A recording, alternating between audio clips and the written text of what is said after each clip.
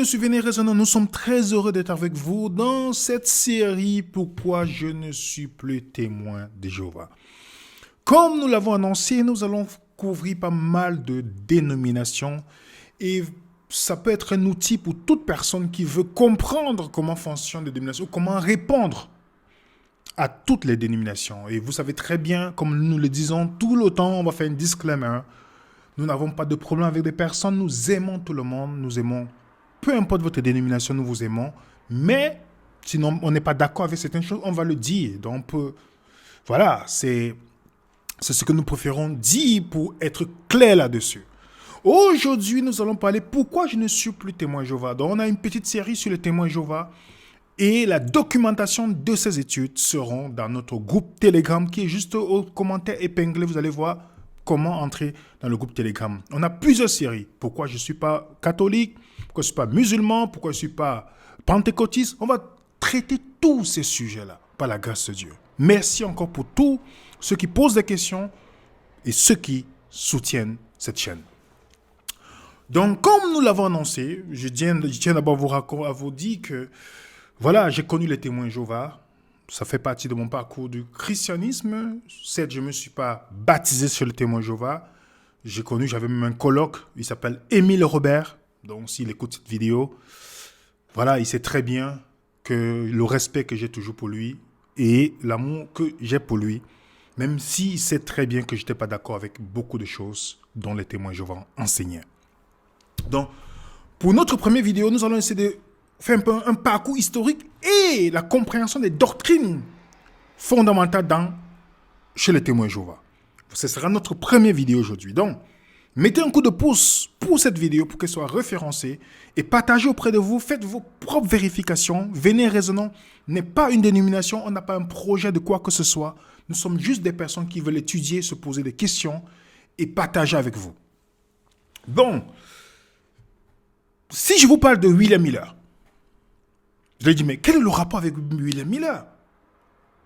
William Miller avait commencé un mouvement aux États-Unis. Et son mouvement s'était basé sur le retour du Christ, comme on appelle Advent, le retour du Christ. Et il a commencé à étudier la Bible, même si cette méthode biblique est totalement erronée, mais à l'époque, il y avait beaucoup de divisions dans le christianisme, mais grâce à l'approche de William Miller, il a pu mettre les différences de côté et toutes les dénominations ont commencé à se retrouver pour suivre William Miller. Et dans la prédication de William Miller, on pouvait voir les thèmes sur Matthieu 25, par exemple, les 10 vierges qui vont rencontrer le Christ, les vierges folles, l'huile qui manque, pendant leur absence, l'époux qui tarde à venir, l'époux est venu, les gens endormis, vous entendez souvent, vous êtes dans le sommeil spirituel, il faut le réveil, le cri de minuit, le grand cri, pour ceux qui connaissent très bien, les folles qui sont venues, l'époux, les portes fermées, la porte de la grâce fermée. Donc il a commencé en 1832, il a publié dans un magazine que Jésus revenait. Et les gens ont commencé à suivre les enseignements sur les prophéties. Et ça attirait beaucoup de monde. Jésus revient bientôt, les gens commençaient à se préparer. Il y a eu on dirait dans ce temps, un réveil. Les gens ne regardaient plus les différences de dénominations. Et la publication de 1832 a attiré d'autres personnes comme, Joshua Himes. Vous connaissez, beaucoup d'adventistes le connaissent, pour ceux qui connaissent l'histoire d'adventistes. Et lui, il a publié, il a fait ce que, toute la prédication de William Miller puisse être diffusée. OK? Et lui, Joshua Himes, il venait d'un groupe chrétien qu'on appelait The Christian Connection. Vous connaissez The Christian Connection? Et dans la prédication de Miller, il n'a jamais dit que Jésus va venir le 22 octobre 1844. Il n'a jamais dit ça. Il a dit que Jésus devait venir entre le 21 mars 1843 ou au 21 mars 1844. Voilà, c'était un peu... Il n'avait pas une date fixe. Il avait donné une période de temps. Et quand 1844 est arrivé, Jésus n'est pas venu. Il y a des grands, ça a créé des groupes de millérites. Ok? Et après, une autre personne est venue dire, ah, c'est 22 octobre 1844. Mais Jésus n'est jamais venu dans cette période-là. Et les gens vont se poser, mais comment les gens sont déçus, mais restent dans ces erreurs. N'oubliez pas que lorsqu'on vous dit, en tant que chrétien, que Jésus revient, la peur, quand tout est animé par la peur, ça peut créer une forme de dissonance cognitive dans votre esprit. Et c'est ce qui arrive à beaucoup de personnes. Mais ce n'est pas le point de notre étude. Joshua Himes, qui avait une grande influence dans la période millérite, il avait une croyance arianisme et l'immortalité conditionnelle d'autres personnes qui ont développé ce qu'on appelle l'immortalité de l'âme. Écoutez bien, je vais venir avec une étude là-dessus. Je vous dis simplement.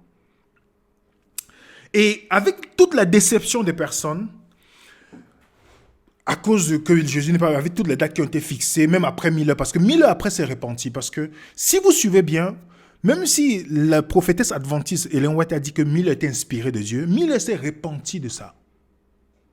Il s'est repenti. Parce que peut-être, je ne sais pas s'il a compris plus tard que Jésus avait dit qu'il ne faut jamais fixer une date. Donc, avec cette déception, ça a créé deux groupes. Les adventistes du dimanche et les adventistes du samedi, qui a donné d'autres sous-groupes. Et dans les thèmes des millérites, il y avait ces enseignements, c'était axé sur ces enseignements. La venue de Jésus-Christ, Jésus n'est pas Dieu. Vous allez voir que chez les adventistes, la prophétesse adventiste nous dit que Jésus n'est pas le Dieu tout-puissant. Elle va aussi dire que Jésus est devenu Dieu. Vous allez comprendre. C'est toutes les racines de la secte qu'on appelait les Christian Connection. Ok? L'immortalité conditionnelle, pacifisme, fuis Babylone. Vous allez voir tout le temps, sortez de Babylone, anti-organisation, anti-catholique. Vous allez voir publier les magazines pour pouvoir faire connaître la doctrine. Voilà ce qu'on trouvait, en gros, dans tout l'héritage de toutes les dénominations qui sont venues après 1000 heures.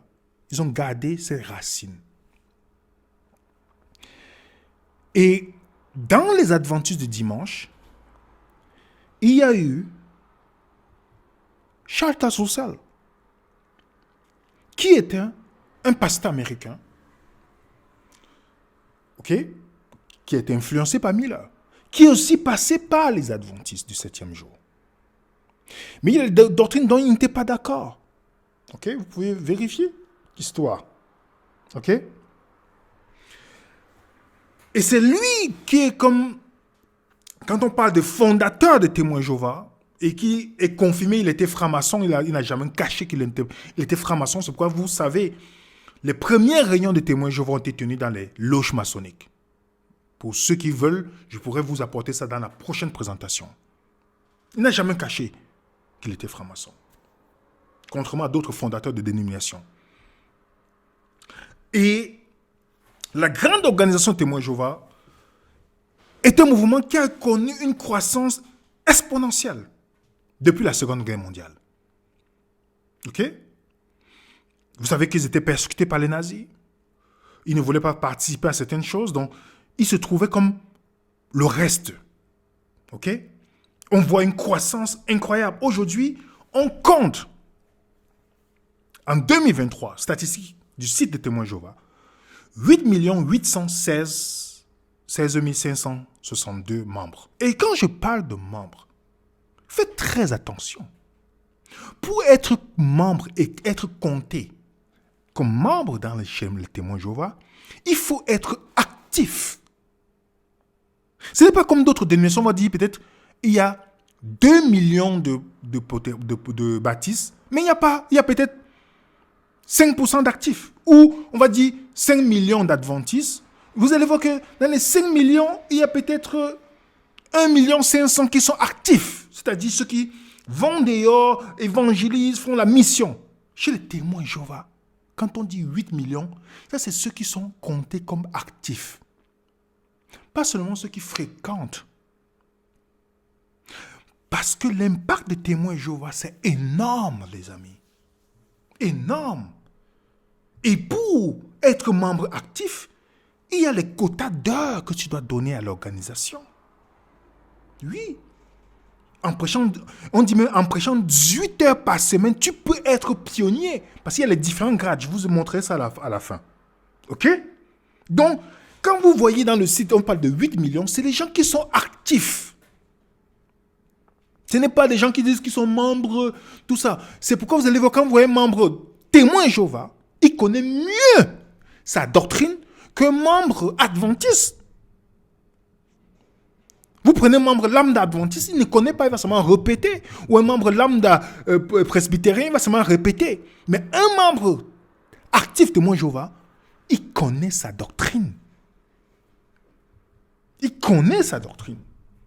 La connaissance fait partie, c'est très important. Et je vous rappelle, il y a une répartition. Il y a ceux qui travaillent en temps partiel et ils accordent 6 heures le jeudi, 6 heures le vendredi, 4 heures le samedi, 2 heures le dimanche. Ceux qui travaillent en temps plein, ils ont 2 heures, 2 heures, 2 heures, 6 heures le samedi, 4 heures. Vraiment, c'est reparti, les amis.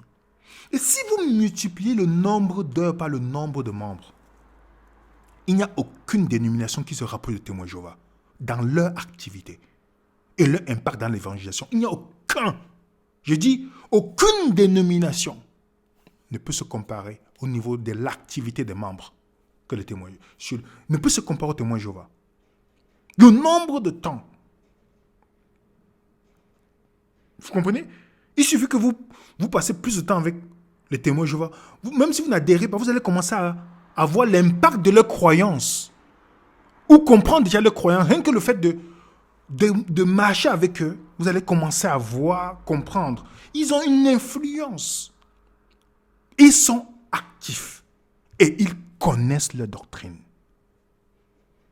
Ils connaissent leur doctrine. Vous prenez 2 méthodistes, vous dites, ils ne vont même pas connaître. Si vous leur posez la question, ils vont dire, ils vont commencer à transpirer. Vous prenez 2 adventistes, lambda comme ça, là, qui servent seulement dans le bâtiment. Ils vont pas. Mais vous prenez 2 témoins Jéhovah qui est considéré comme membres. Vous voyez comment vous explique toute leur doctrine, les amis. Moi, je ne parle pas en l'air, je les ai fréquentés. Je rencontre le témoin Jéhovah. Quand je les vois dans le chemin, parfois que si j'ai le temps, je le fais. Hello, je discute, j'essaie de discuter. Ils connaissent leur doctrine. Je dis bien leur doctrine, je ne dis pas la Bible. Je dis leur doctrine. Ils sont actifs. Métro, partout, voilà, ils sont actifs. Et ils ont des revues, des magazines. La Tour de Garde. C'est la revue la plus diffusée au monde. Vous voyez dans leur site, ils mettent ça. Ce n'est pas un mensonge, c'est une vérité. Il n'y a pas d'eux dans le monde. Et leur publication est gratuite. Juste en termes de comparaison. La Tour de Garde est une revue la plus diffusée au monde. Chaque numéro est imprimé 42 millions d'exemplaires.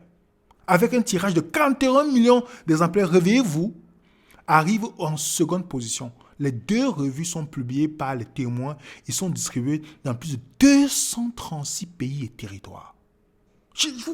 C'est parce que on parle de ce qui est imprimé. Sans compter sur le site web aujourd'hui que tu peux imprimer sur le site web. Donc, en termes de statistiques, ceux qui viennent en deuxième position sont dans les 22 millions. Ça, c'est le magazine, les magazines américains sur d'autres choses dans le monde, tout ça. 22 millions. Les témoins sont à 42 millions pour la Tour de Garde et 41 millions d'exemplaires pour Réveillez-vous. Il n'y a pas d'eux dans le monde. Et ils ont la Bible. La Bible des témoins Jéhovah. Ok? Ils ont la Bible. Et la Bible est très importante pour eux. C'est la meilleure traduction en français. Même si je ne vais pas recommander cela pour quelques raisons. Parce que la traduction vient déjà de une mauvaise... C'est la traduction de la traduction en fait. C'est pourquoi vous allez voir, ils ont traduit d'une tendance arianiste, d'une traduction biblique. Ça, c'est pour ceux qui connaissent l'histoire de la traduction de la Bible témoin Jéhovah. Ça rentre dans les doctrines parce que c'est une traduction qui vient de la traduction. Pas de texte original, ça vient d'une traduction. OK? Ils appellent ça la traduction du Nouveau Monde. Vous allez voir par exemple, dans cette traduction, au commencement, la parole était avec Dieu et la parole était un Dieu. Vous voyez ça? Un Dieu, pas la parole était Dieu. Dans le texte original. Ils ont mis un Dieu. Ô toi qui voulais démolir le temple et le bâtir en 3 jours, sauve-toi toi-même si tu es un fils de Dieu. Pourtant la Bible dit si tu es fils de Dieu. Et ils ont mis si tu es un fils de Dieu. Donc vous comprenez très bien. La Bible de témoin Jéhovah insère le nom de Jéhovah à la place du Seigneur à 237 endroits dans le Nouveau Testament. Pourtant, le texte, vous avez quelques exemples que je montrais. Le Nouveau Testament n'a jamais été écrit en hébreu. C'est écrit en grec. Donc, quand on fait la traduction de Dieu en grec, c'est Théos ou Kurios Seigneur. Mais chez eux, ils ont mis Jéhovah partout, en fait. Jéhovah. Pour vous montrer. Vous allez voir, avant qu'Abraham ne fût je suis, mais chez le témoin Jéhovah, avant qu'Abraham vienne à l'existence, j'ai été. Donc, tout est, comme je vous dis, c'est une descendance arianiste. Donc, Jésus n'est pas considéré. Si vous comparez, par exemple, une autre version de la Bible, vous comparez, vous allez voir que dans la traduction témoin Jéhovah, tout doit rentrer dans la vision de leur foi. Ne vous inquiétez pas, les amis. Mettez un coup de pouce. La documentation de cette étude sera disponible. Pour ceux qui sont dans les différents groupes, vous pourrez ainsi utiliser pour votre formation individuelle. Vous voyez, donc ils ont inséré des choses, ils ont retiré toutes les choses, tout ce qui peut créer. Donc quand un témoin Jéhovah ne lit que la Bible, on lui a enseigné qu'il n'y a que cette Bible qui est meilleure. Vous comprenez très bien que c'est difficile, n'est-ce pas? Vous comprenez? Lorsqu'il parle de la foi, il parle de exerce la foi. Exerce la foi, c'est pas tu crois. Ils mettent exerce la foi. Il y a une raison. Parce que le témoin Jéhovah ne voit pas la foi comme un chrétien. Regardez par exemple, le nom, vous allez voir dans Romains 10, 13, on met Seigneur, qui est Kurios en grec. Eux, ils mettent Jéhovah. Pourquoi Jéhovah? Pourtant, ça n'a pas été écrit en hébreu. Pourquoi Jéhovah? Ils mettent Jéhovah partout. On change des choses. OK? Maintenant, essayons d'analyser les doctrines des témoins de Jéhovah. J'ai mis TG, comme on dit témoin Jéhovah. Comme on met SDA, c'est Adventiste. Voilà, témoin Jéhovah. Une chose, si vous voulez comprendre, parce que c'est très important pour celui qui veut évangéliser. Si vous avez pour objectif d'évangéliser ou peut-être de discuter avec un témoin Jéhovah, vous devez comprendre ce qu'il croit. Et là, ça, c'est l'erreur que beaucoup de personnes commettent. Ils pensent que vous allez dire aux gens, oui, donne ta vie à Jésus. Non, il faut comprendre d'abord ce que les gens croient. Pour évangéliser un musulman, il faut comprendre d'abord sa pensée. Parce que c'est un peu comme un pêcheur. Ce n'est pas au poisson de connaître les habitudes du pêcheur, mais c'est au pêcheur de connaître les habitudes du poisson. Donc vous devez, si vous voulez évangéliser, vous devez comprendre la pensée. Si vous voulez parler à un catholique, pour ne pas couper le pont, il faut comprendre la pensée. On viendra là-dessus pourquoi je ne suis pas catholique. OK? Pour comprendre un adventiste, il faut comprendre la pensée, d'où viennent les doctrines. Pour comprendre un pentecôtiste, il faut comprendre pourquoi est-ce qu'il croit au parler en langue. D'où ça vient? Quelle est la vision de l'autorité? Donc, pour comprendre les témoins Jéhovah, il faut d'abord comprendre la vision. Il faut comprendre ces doctrines. Et une des doctrines importantes, c'est l'autorité chez eux. Qu'est-ce qui fait l'autorité chez un témoin Jéhovah? Qu'est-ce qui fait l'autorité chez un adventiste? Qu'est-ce qui fait l'autorité chez un catholique? Qu'est-ce qui fait l'autorité chez un musulman? Quand vous comprenez déjà, ça peut être très important déjà pour vous. Chez les témoins de Jéhovah, il faut d'abord comprendre sa vision de la Bible. Vous ne pouvez jamais étudier la Bible avec témoin de Jéhovah avec votre version de la Bible. Parce que pour lui, la traduction du Nouveau Monde, c'est la seule qui est fiable. Quand j'étudie avec un témoin de Jéhovah, j'utilise sa propre Bible et que je leur demande la Bible, je l'ai gratuitement. Ils sont généreux pour vous donner la Bible. Si vous avez des amis témoins de Jéhovah, demandez-leur, ils vont vous donner avec joie.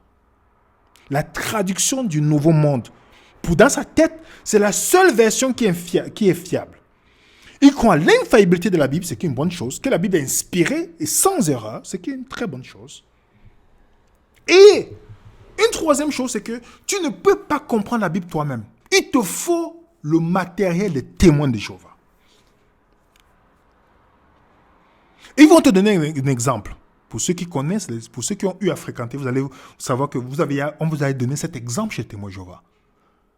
L'histoire de l'eunuque et l'Éthiopien dans Actes chapitre 8. En disant, tu vois, l'Éthiopien ne pouvait pas savoir. Il a fallu que Philippe lui montre pour qu'il puisse comprendre ce qu'il lit. Ainsi, ils font le lien pour te dire, tu as besoin qu'on te guide pour comprendre. Tu as besoin qu'on te guide. Et pour cela, le témoin de Jéhovah est répété sans cesse dans la tour de garde, Watchtower. Tous ceux qui veulent comprendre la Bible doivent comprendre que la sagesse très diversifiée de Dieu ne peut être connue que par le canal de communication de Jéhovah, l'esclave fidèle et avisé. Voilà comment il se considère. Donc, si tu veux comprendre la Bible, tu dois passer par le canal. Watchtower de 1910. Non seulement nous constatons que les gens ne peuvent pas voir le plan divin dans l'étude de la Bible en elle-même, mais nous voyons aussi que si quelqu'un met de côté les études bibliques, même après les avoir lues pendant 10 ans, notre expérience montre qu'en 2 ans, il sombre dans les ténèbres. Par contre, s'ils avaient simplement lu les études bibliques avec leurs références, les références, la tour de garde, voilà, et n'avaient pas lu une page de la Bible en tant que telle, ils seraient dans la lumière au bout de 2 ans, car ils auraient la lumière des Écritures.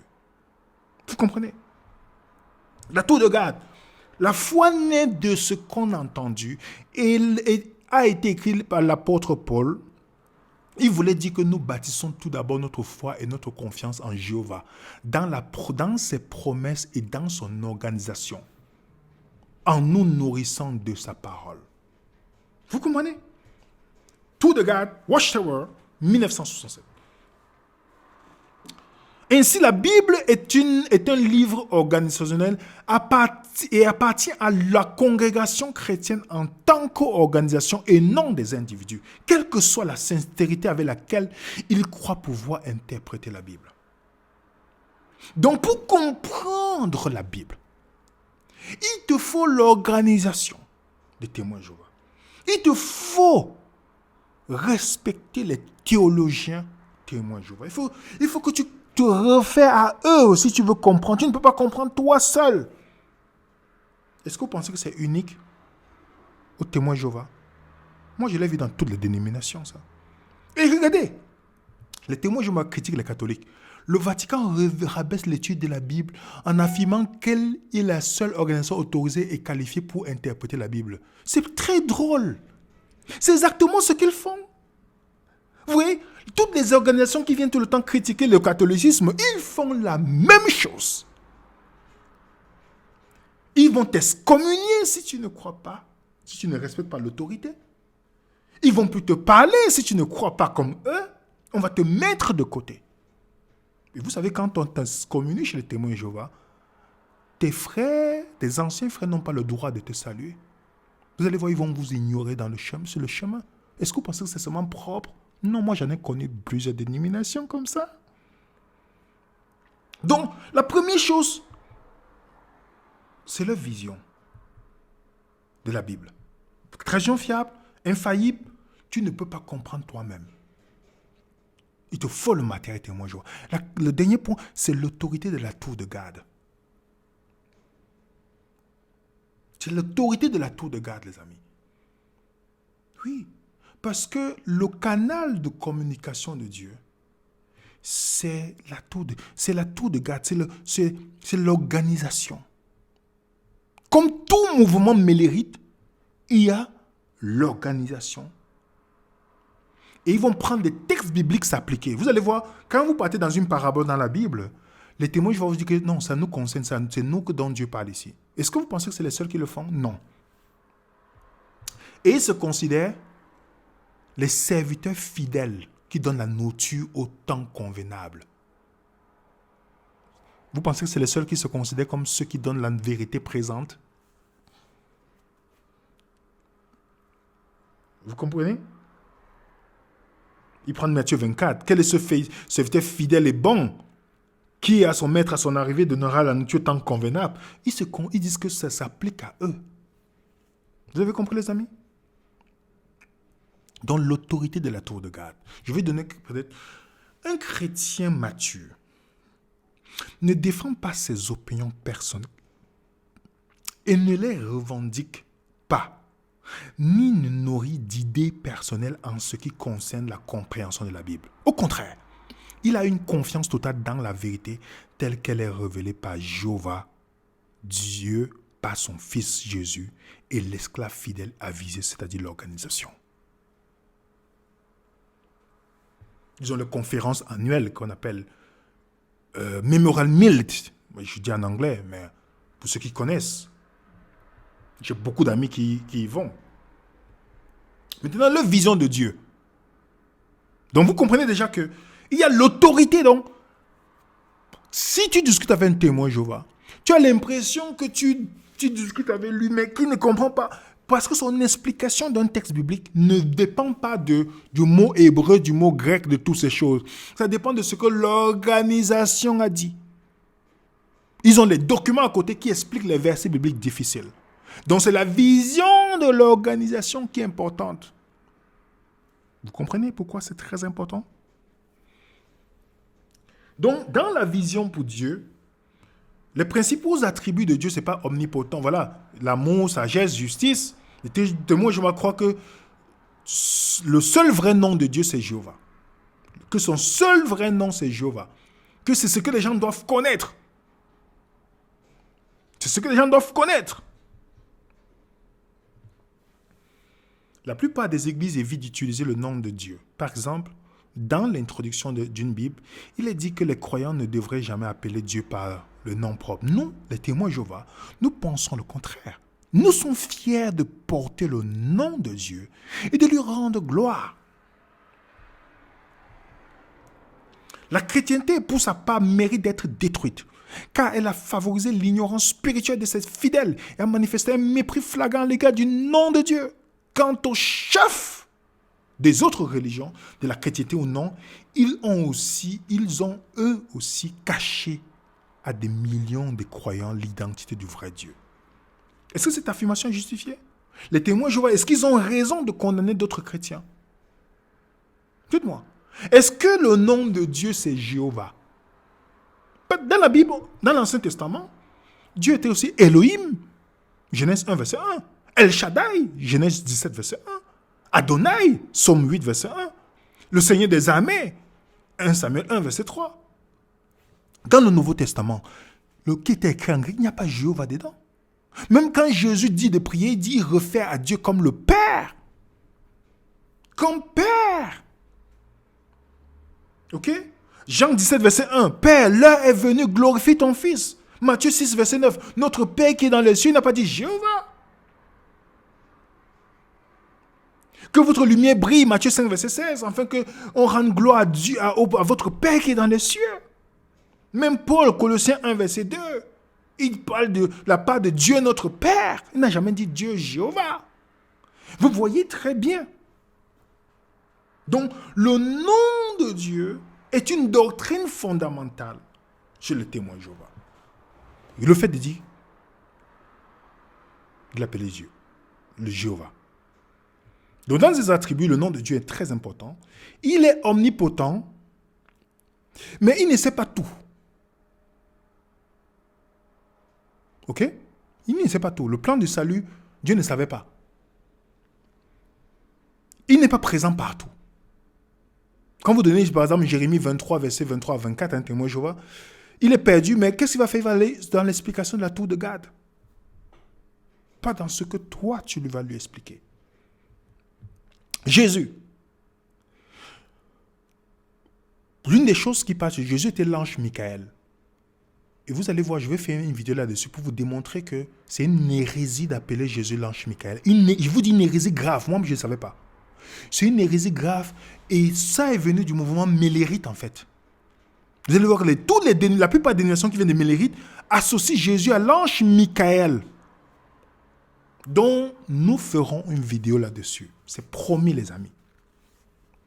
Avec texte référence. Et Jésus est devenu homme quand il est venu sur la terre.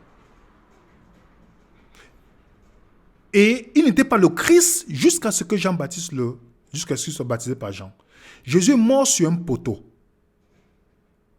Et il n'est pas omniprésent. Donc, il était Michael, quand il est venu sur la terre, il est resté humain sur la terre. C'est pourquoi il est appelé un Dieu. Un petit Dieu avec grand D. Et c'est répété dans la doctrine du témoin Jéhovah que, ayant été créé, il n'est pas l'élément d'une trinité. Jésus est une créature. Vous avez la plupart des mouvements mélérites sont restés avec cette idée-là. Vous allez partir chez les adventistes, il y a un groupe dans l'adventisme qui croit que Jésus est une créature. Parce que Madame White l'a dit. Il était égal à Satan, quand qu'elle appelle Lucifer, et puis Dieu l'a élevé à son rang. Donc, beaucoup de ces gens qui sont sincères dans l'adventisme, qui croient en ça, c'est parce que c'est un héritage. Parce que la plupart des pionniers adventistes étaient du Christian Connection, ce qui a aussi influencé les témoins de Jéhovah. Vous comprenez? Vous allez voir la supériorité du Père sur le Fils. Jésus n'est ni l'un, ni moins, ni plus, ni moins qu'un homme parfait. Contrairement à tous les autres humains, Jésus a vécu au ciel en tant qu'être spirituel avant de naître sur la terre. Il est le seul à avoir été créé directement par Jéhovah et est donc appelé Fils unique de Dieu. Vous comprenez? Jésus n'est pas le médiateur entre Jéhovah, Dieu et toute l'humanité. Vous comprenez? Il contredit 1 Timothée 2, verset 5. Il est le médiateur entre le Père céleste et Jéhovah, la nation d'Israël spirituelle qui est limitée à seulement les 144 000 membres. Je vais venir là-dessus tout à l'heure. Jésus est le médiateur unique. Comment pour les chrétiens, dont les 144 000, pas la grande foule. Jésus n'est pas mort sur une croix. Voilà c'est pourquoi dans le site de témoin Jéhovah, voilà comment il est représenté. Et quand j'ai donné le texte de Matthieu 21, verset 18 à 19, à un témoin Jéhovah, et Matthieu 27, verset 37, qui dit que on a écrit le nom, on a mis au-dessus de sa tête. Je ne sais pas si vous avez lu ce passage-là. Même Luc, vous allez voir Luc 23, verset 38, on nous dit qu'on écrit et que le nom était au-dessus de la tête. J'ai dit, mais si c'était, j'ai seulement posé la question, mais si c'était, c'est quand le mot qui est écrit, celui-ci est Jésus, le roi des Juifs. La Bible te dit que c'était au-dessus de sa tête. Alors, si il était sur un poteau, pourquoi on devait dire au-dessus de ses bras? Vous voyez, il était un peu confus là-dessus. Vous voyez? Mais voilà ce qu'il croit. Et il croit aussi que, cependant, beaucoup de personnes croient que Christ a emporté son corps de chair au ciel. Cela ne prouve-t-il pas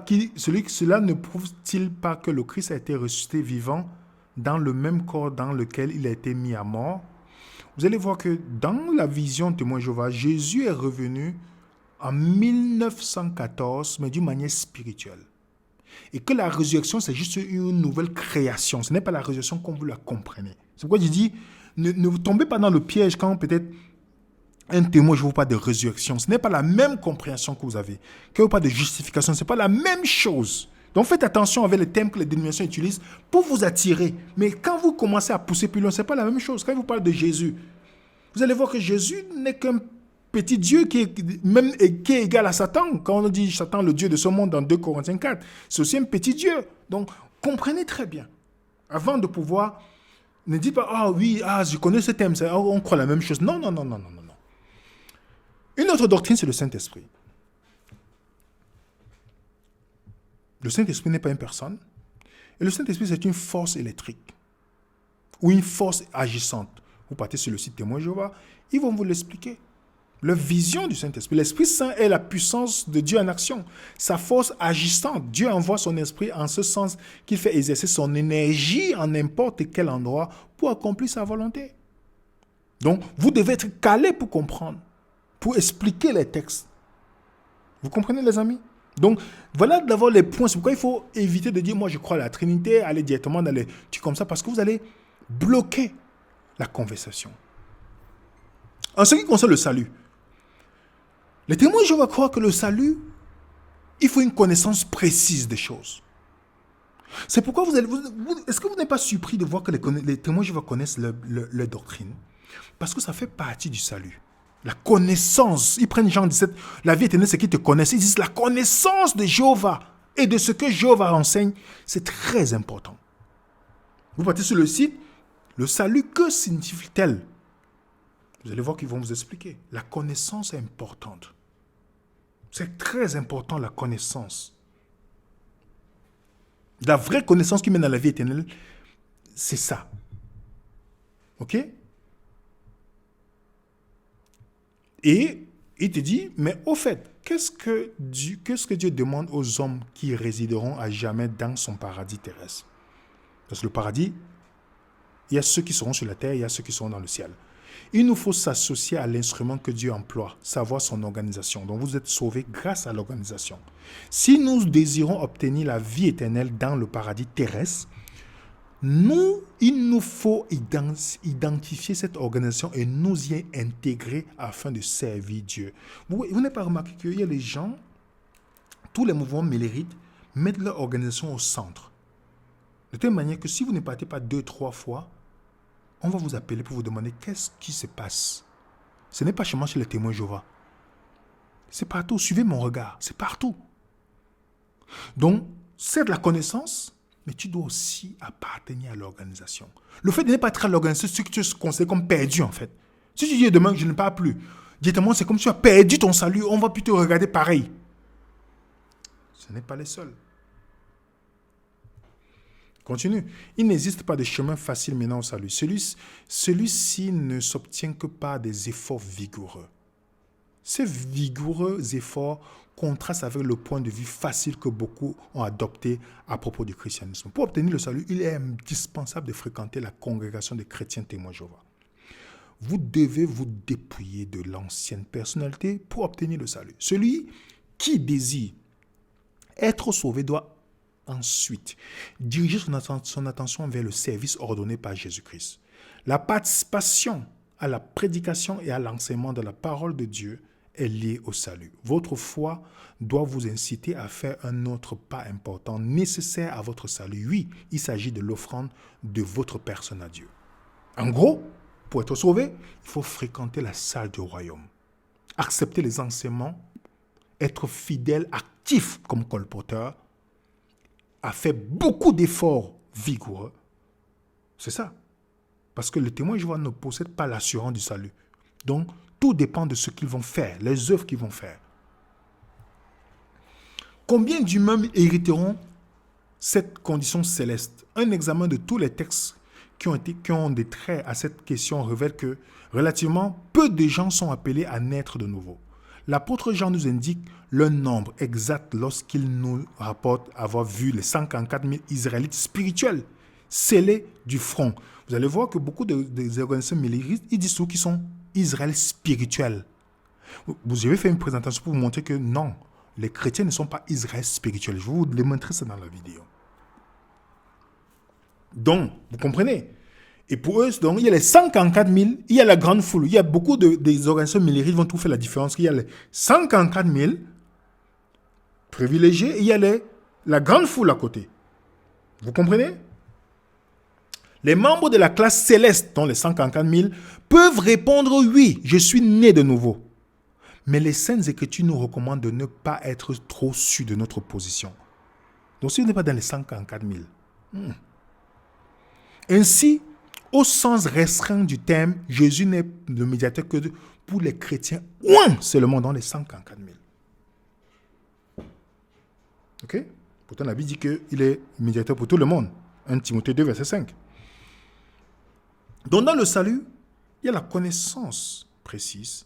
Il y a le gouvernement. Il faut rejoindre le gouvernement de Dieu. Ça commence par la salle du royaume. Vous devez vous baptiser. Mais avant de vous baptiser, vous devez répondre à certaines questions chez les témoins de Jéhovah. Ça vous rappelle, ça vous dit pas que vous n'avez pas remarqué que toutes ces sectes, toutes ces dénominations, ce n'est pas le baptême comme dans la Bible où tu devais seulement croire en Jésus, mais il faut des conditions d'abord. Est-ce que vous comprenez? Je ne sais pas si vous comprenez, les amis. Donc, quand vous partez dans une organisation religieuse, on vous dit, non, tu dois d'abord faire ça, ça et ça et ça, après maintenant on va te baptiser. Vous n'êtes plus dans le christianisme. Vous comprenez?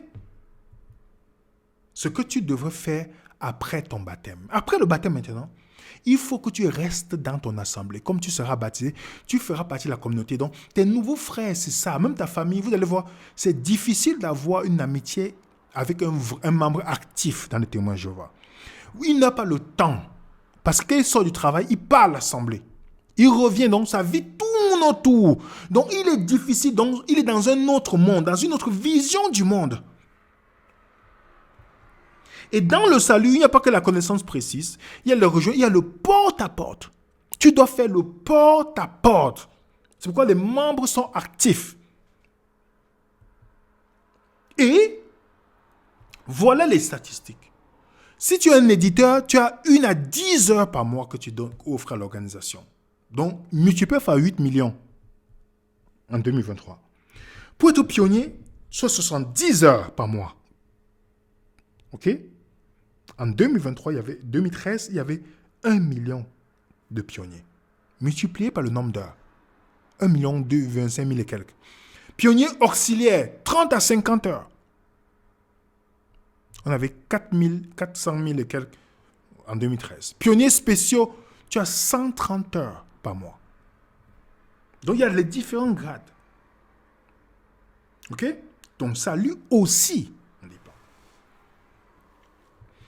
Maintenant, ce qui concerne la fin des temps, leur doctrine sur la fin des temps. Jésus doit revenir, il est revenu spirituellement. La fin du monde arrive très bientôt.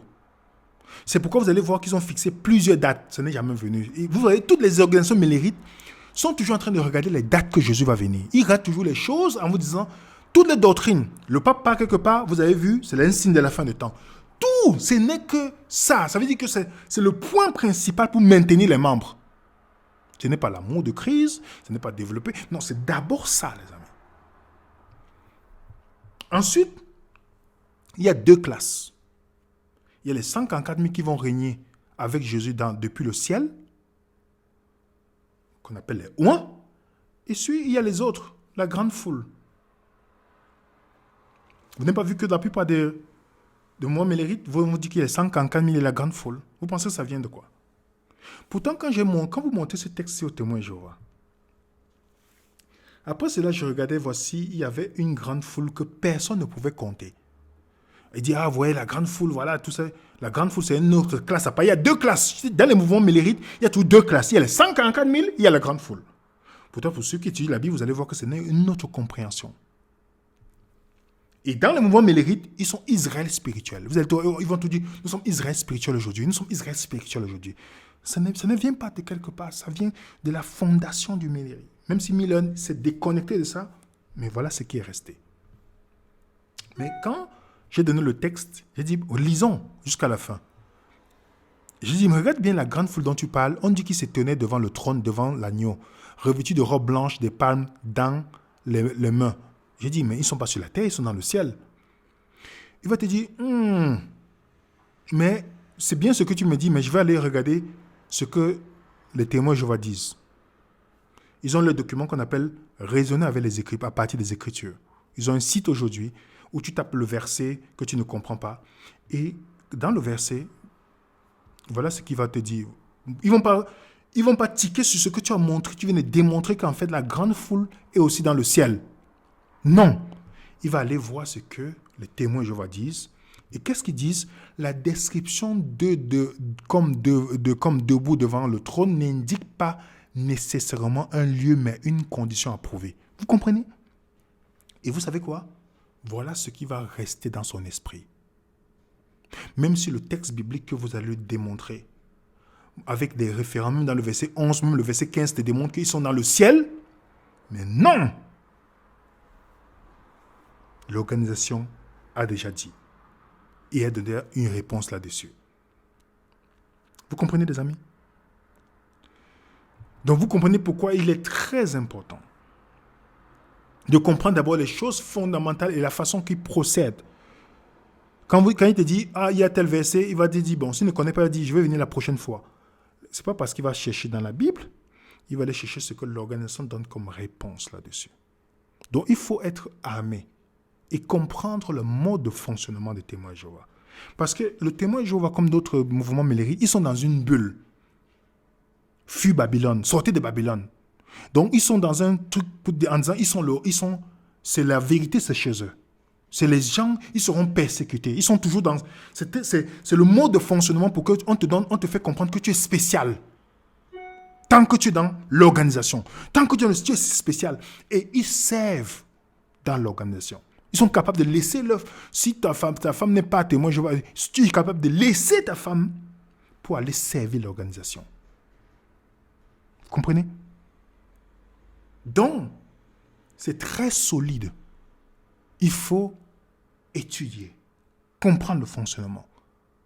J'espère par la grâce de Dieu que nous allons vous apporter quelques réponses par la grâce de Dieu sur comment utiliser la Bible témoin Jéhovah ou peut-être les manières de raisonner, les questions à poser pour les pousser à se remettre en question. Je ne sais pas si vous connaissez le livre de Roy René, qui est catholique aujourd'hui, mais qui a fait une immersion dans le témoin Jéhovah. Et pour vous dire comment c'est difficile de faire sortir un témoin Jéhovah de la dénomination. Parce que l'enfer, perdre son royaume des cieux, perdre toutes ces choses, voilà, tu es mal vu par tes trucs, on ne te parle plus, tous ces points-là. Toutes les organisations mélérites fonctionnent de la même manière. Facile à entrer, on est gentil avec toi. Quand tu décides de sortir, si tu n'es pas fort psychologiquement, les amis, le traitement que tu vas vivre, regardez, demandez à tous les anciens témoins Jéhovah, tous ceux qui sont sortis de toutes les organisations qui viennent de mélérites, vous allez voir que c'est toujours... Ils vont venir sur les commentaires.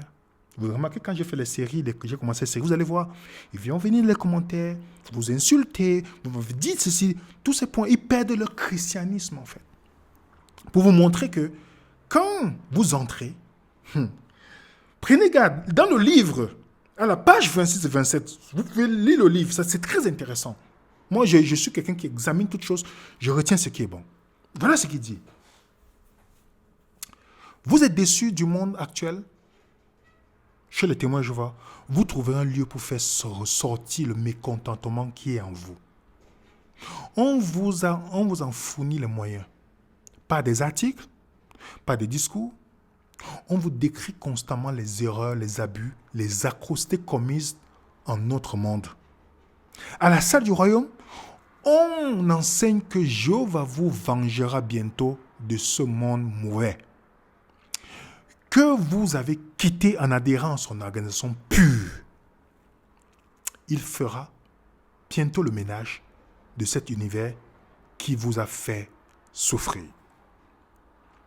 Vous pouvez assouvir votre insatisfaction et votre colère à l'égard de la société. Cependant, ce dont vous ne vous apercevez pas, c'est que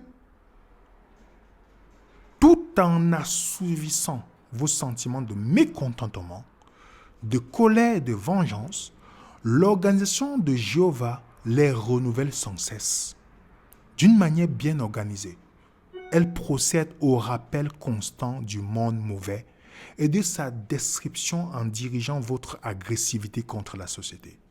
Elle vous assure ainsi que ces nouveaux disciples se tiennent aussi loin que possible du monde pour demeurer exclusivement dans la bergerie de Jéhovah. Les témoins de Jéhovah, entrée facile, sortie difficile. Et c'est très intéressant parce que dans le livre, la dernière partie de son livre offre des conseils pratiques pour interagir avec les témoins de Jéhovah, pour accompagner un témoin de Jéhovah qui désire sortir de l'organisation. Et je vous rappelle, ça demande même les accompagnements psychologiques. Si vous sortez d'une organisation, moi je parle par expérience, vous n'êtes pas fort mentalement.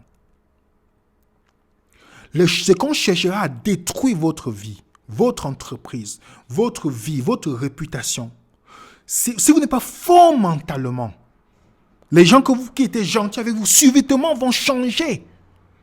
Si vous êtes fort mentalement, les amis, vous pouvez passer par une case psychologique, de suivi psychologique. Vous comprenez, les amis?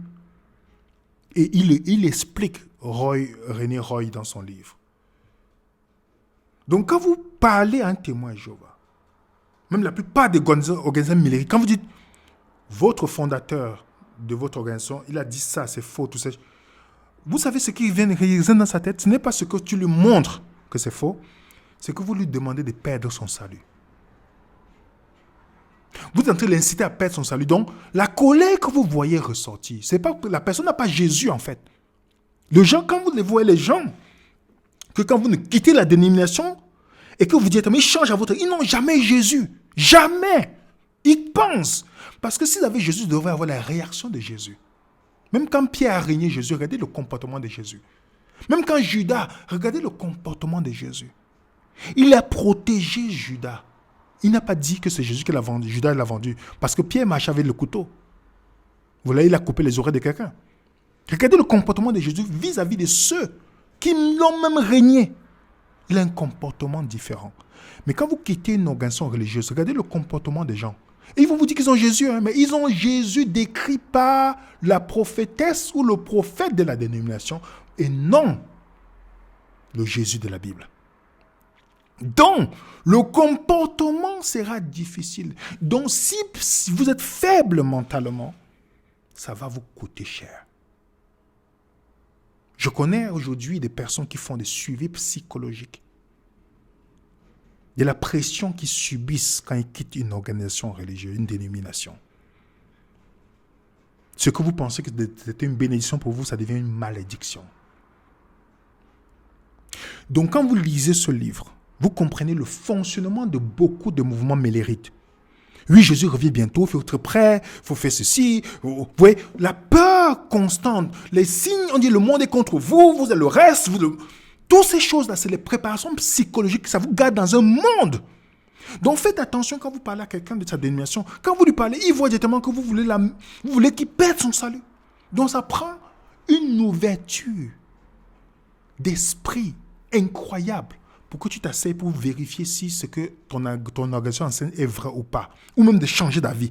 Ça prend une maturité spirituelle. Que même quand tu t'achètes ta dénomination, te présente quelque chose de différent, tu peux t'asseoir, tu dis, je vais étudier.